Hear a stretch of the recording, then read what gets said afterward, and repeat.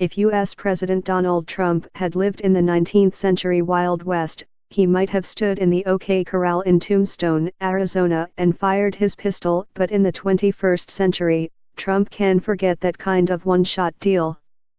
Be the first to know, join our Facebook page. Function, D, S, ID, var JS, fjs equal D get elements tag name, S, 0, if, D get element bid, ID, return, JS equal D createlment, S, JS.id equal ID, JSSRC equal / connect facebook.net / n_us / all JS number XFBML equal 1 and app ID equal 1634148068997, FJS parent node insert before, JS, FJS, document, script, Facebook JS SDK, a former businessman with a lighting quick finger on Twitter. The UN General Assembly is the perfect spot for diplomatic reality TV style, diplomatic knockdown fights that can be serialized to his advantage. It's a stage in which the Palestinian Authority often starred, excelling at using the UN to highlight world support for a two-state solution at the pre-1967 lines and excising Jerusalem from the State of Israel. Such resolutions are voted on so often, in various UN venues, that they have become almost boilerplate.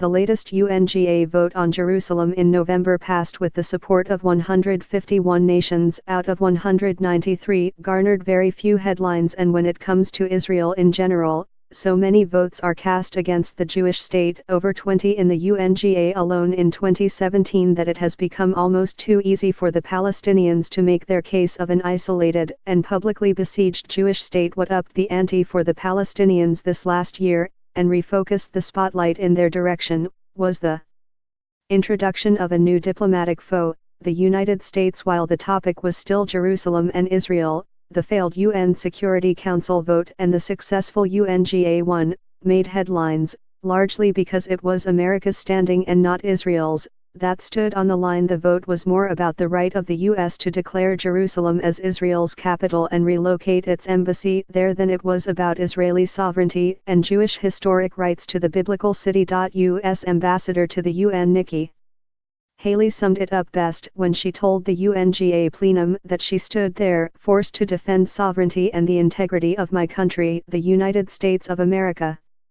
After the resolution denouncing the U.S. declaration was approved, she added, she underscored the point by stating, the United States will remember this day in which it was singled out for attack in the General Assembly for the very act of exercising our right as a sovereign nation.